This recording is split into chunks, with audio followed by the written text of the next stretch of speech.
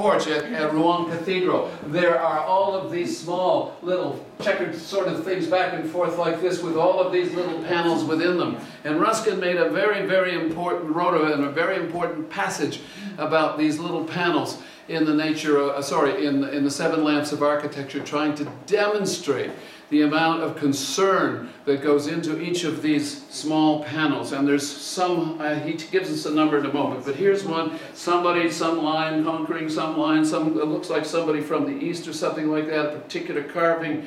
And here's Diane Leonard pointing out another one, maybe that, I think that same one. Yeah?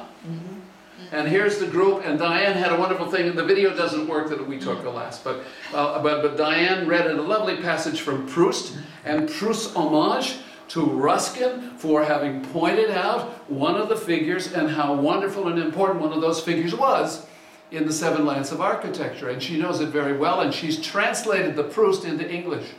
Yeah, so we'll have a go at that in a moment. But here's the panel that we all saw and we all looked at and thought about. This is Ruskin's drawing of the panel.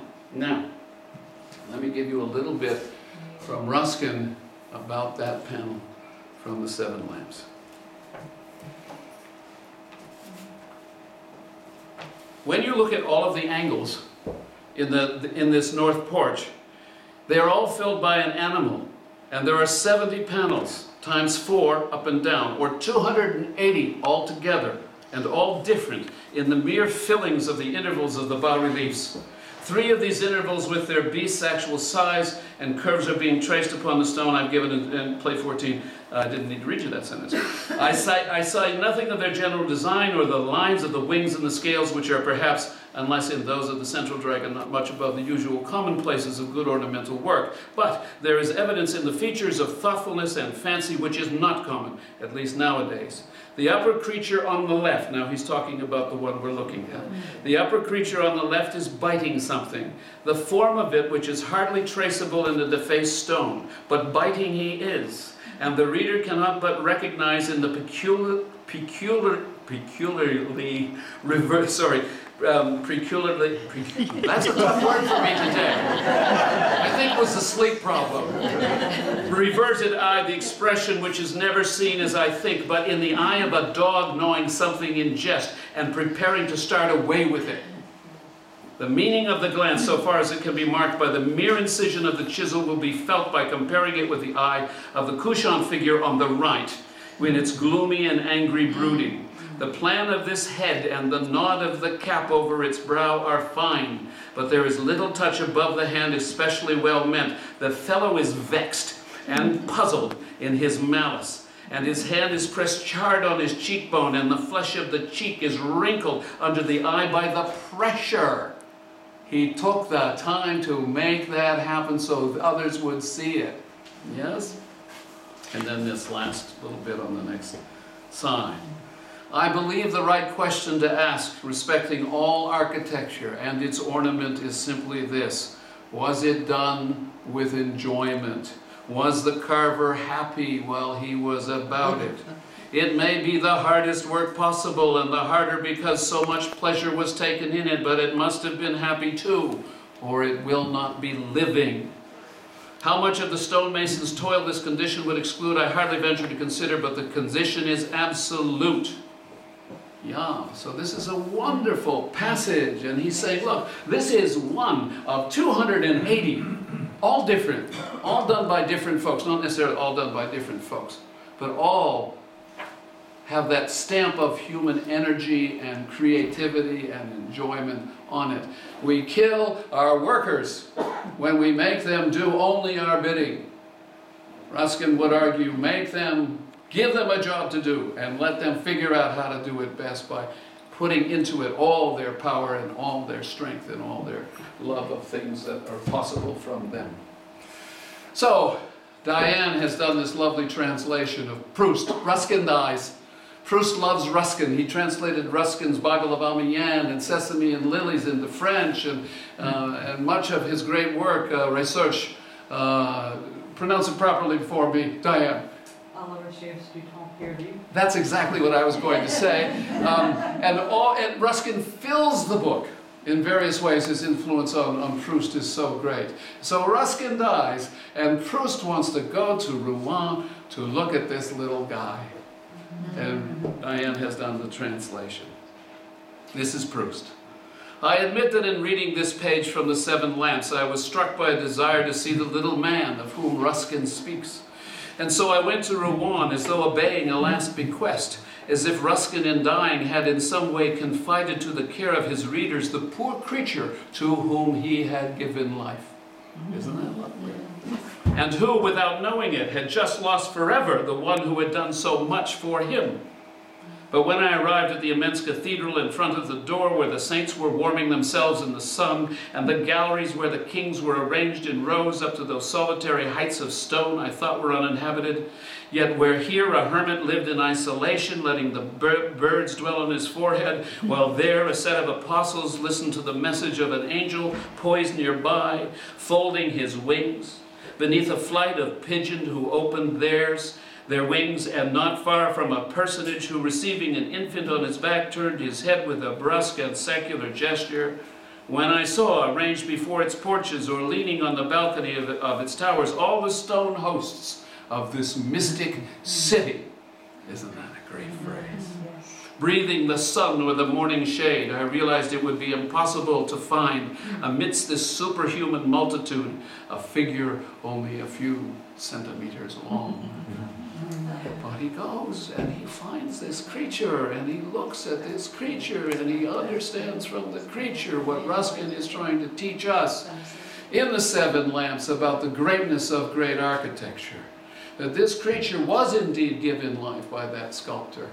And it now lives these many, many hundreds of years later. The life force of that man is here in this creature, is here in this guy with the dimpled cheek. Yeah, that's great architecture.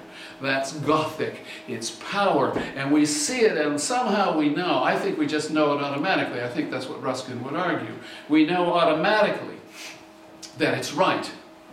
Ruskin wrote a very short thing, but I think it's really lovely. He said, the proof of a thing's being right is that it has power over us, that it excites us, and that it wins us or helps us.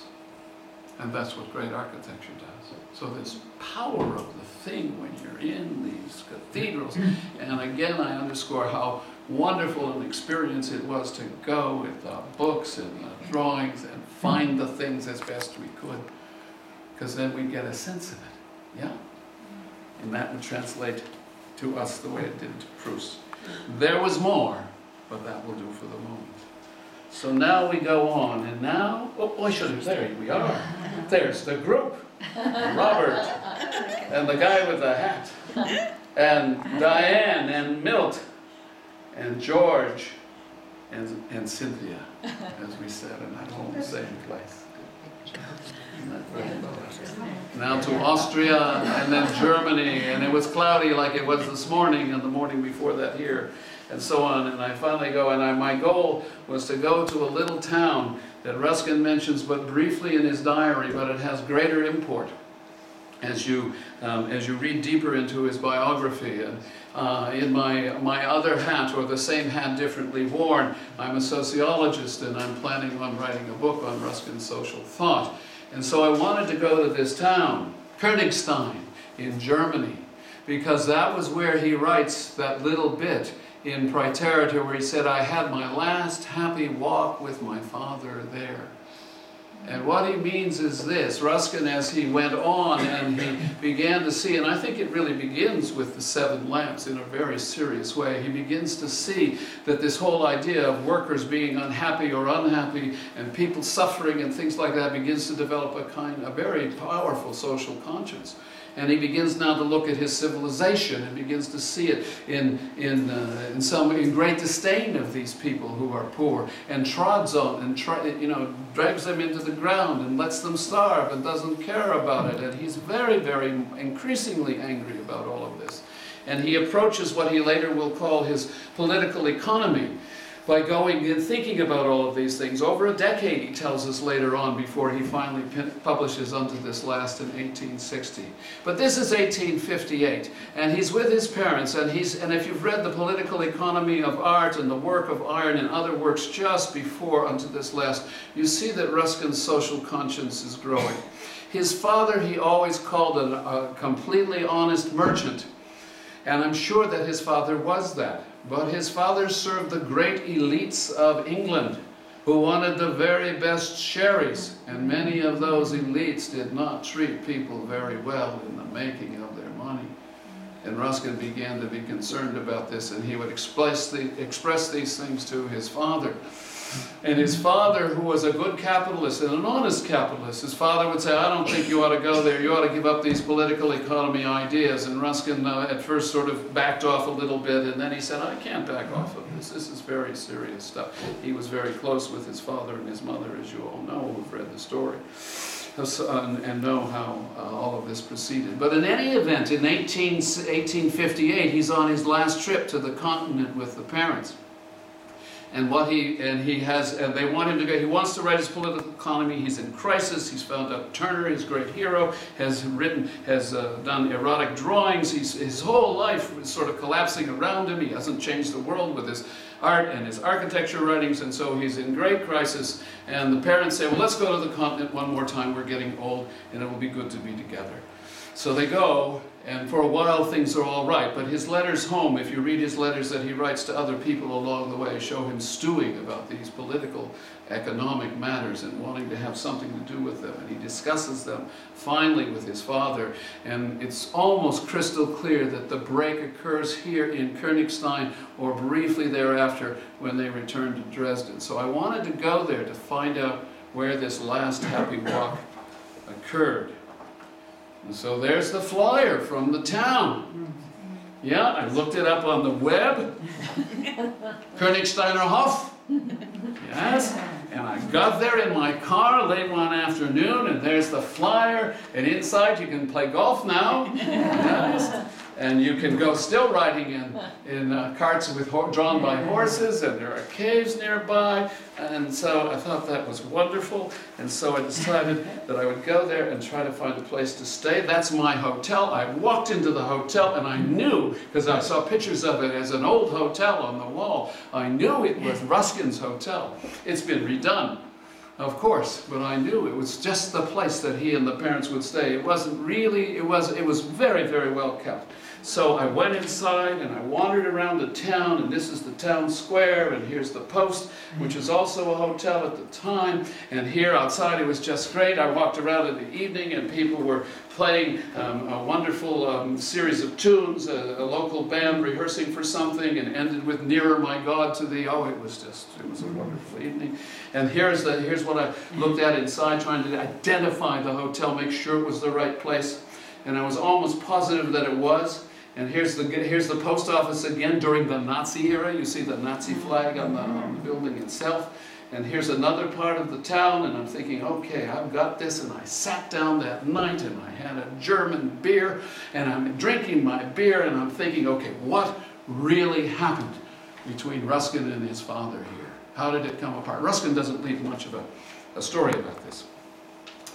And then I kind of figured it out, and the next day I wrote an email to Jen and my dear friend Jack Harris, who's a fellow sociologist with me back at Hobart and William Smith in Geneva, and I told them about what I discovered about Königstein in the email. So I'll share a little bit of that with you. I first tell them about Ruskin going to Königstein with the parents. I tell them about the tension that Ruskin is under, wanting to move in the direction of political economy, about his father's disapproval, and there must have been a great fight shortly after that, because Ruskin becomes much more estranged from his parents after that.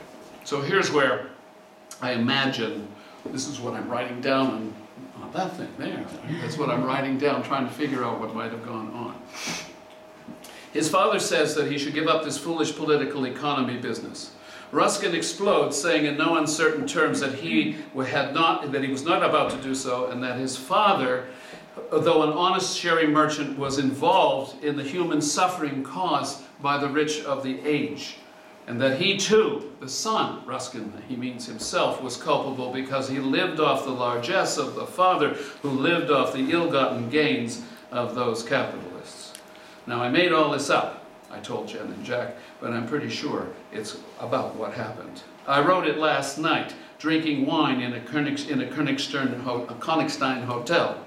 The next morning, the threesome, that means Ruskin, his father, and mother, were so upset that they brought up the horses and went back to Dresden.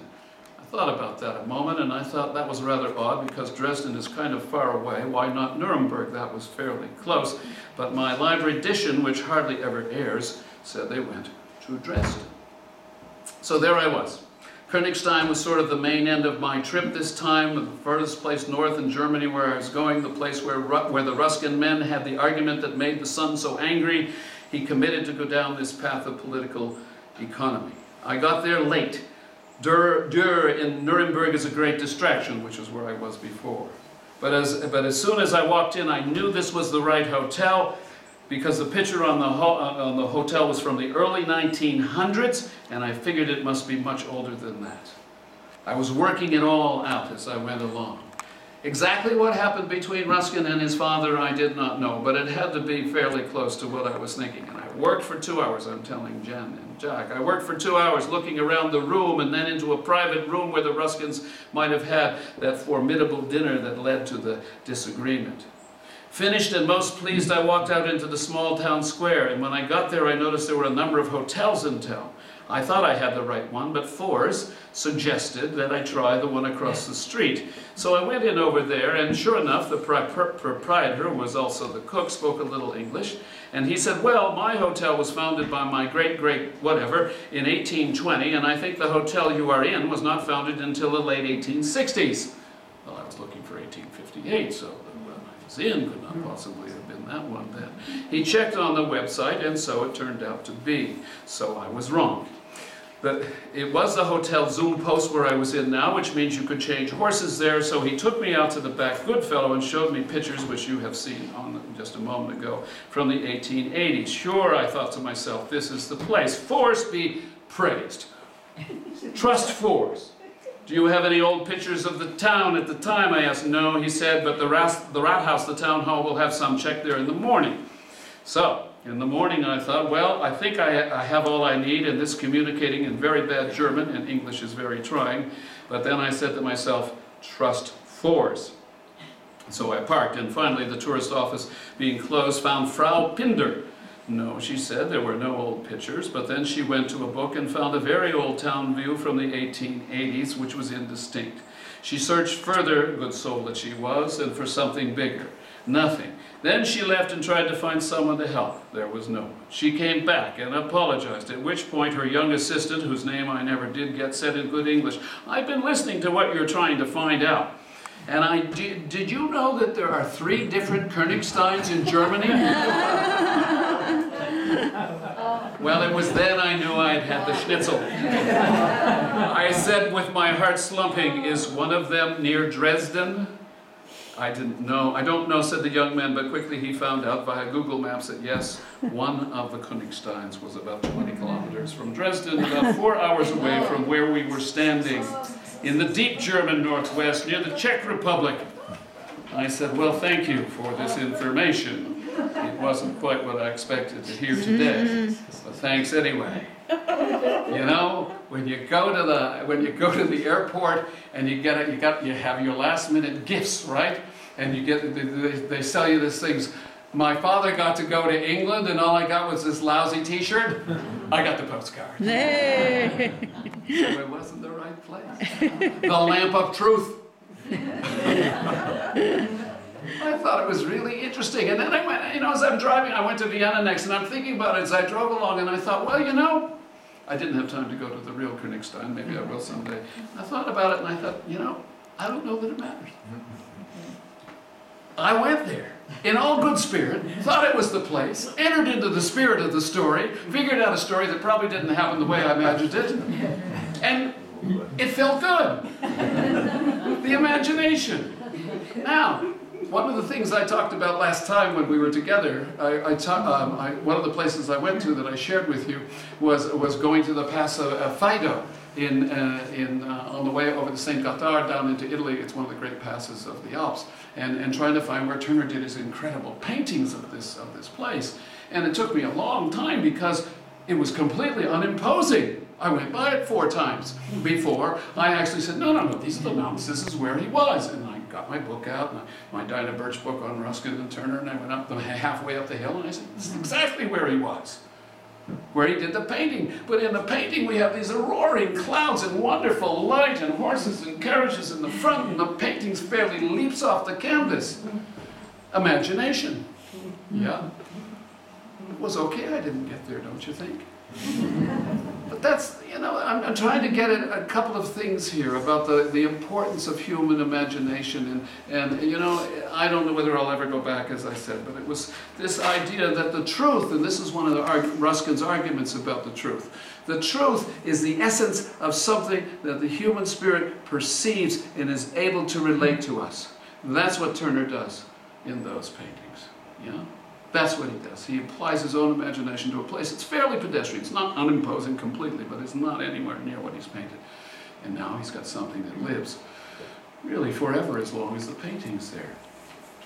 Okay. Oh, we're doing okay. Okay.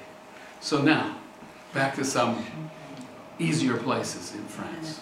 Now with Suzanne and Milt and Norma Wilson, who are not with us today, and to Champagnole, which is another favorite place of Ruskin's, which I will share with you in a moment about why it was so special for him.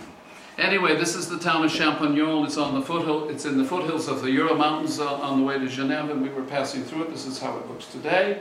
That's the town hall. That's Norma Wilson, sort of in the front. That's another part of the town hall still. And this is how it looked in Ruskin's day. And I went out looking. He has this wonderful passage in the Seven Lamps about Champagnole, and I wanted to share that with you because again it has this same kind of spirit that I'm trying to get across as we talk about it. So better to have that picture than the ones before, as something has happened to the town in the meantime. And he begins his chapter in the Seven Lamps on the lamp of memory this way. He says, among the hours of his life to which this writer looks back with peculiar gratitude as having been marked by more than ordinary fullness of joy or clearness of teaching, is one passed now some years ago, near the time of sunset, among the broken masses of pine forests which skirt the course of the Ain above the village of Champagnole in the Jura. It is a spot which has all the solemnity with none of the savageness of the Alps.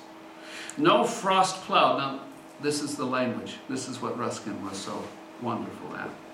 No frost-plowed, dust-encumbered pass of ancient glacier fret the soft Jura pastures. No splintered heaps of ruin break the fair ranks of her forest.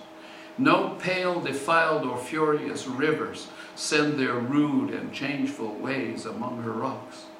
Patiently, eddy by eddy, the clear green streams wind along their well-known beds, and under the dark quietness of the undisturbed pines, there spring up year by year such company of joyful flowers as I know not the like of among the blessings of this earth. It was springtime too, and all were coming forth in clusters crowded for very love. There was room enough for all, but they crushed their leaves into all manner of strange shapes, only to be nearer each other. There was the wood anemone, star after star, closing every now and then into nebulae, and there were the oxalis, and troop by troop, like virginal processions of the Mois de Marie, the dark vertical clefts in the limestone, choked up with them as with heavy snow, and touched with ivy on the edges, ivy as light and lovely as the vine. And ever and anon a blue gush of violets and cowslip bells in sunny places, and in the more open ground the vetch and comfrey and mezeron and all the small sapphire buds of the polygala alpina and the wild strawberry, just a blossom or two, all covered amidst the golden softness of deep, warm, amber-colored moss. Yeah. he makes, you know, I don't have a picture of this. We searched for quite a long time trying to figure out where, because he gives us a couple of clues, other places in the passage of where he actually was. We searched and searched for it. We couldn't find it. But again, in a way, it doesn't matter, because he's created the springtime for us and all those flowers, dancing for very love, and the cliffs and the birds. He talks about them all. Huh? And that's what he does for us, yeah? And that's the wonderfulness. And he does it all out of here. Some years ago, the lamp of memory. Yeah. So there's Champagnon. Just trying to give you some. In that town, not the one that exists now. Well, that's where we went. We thought that was fairly close to where he was writing about. But as you can see, not the same.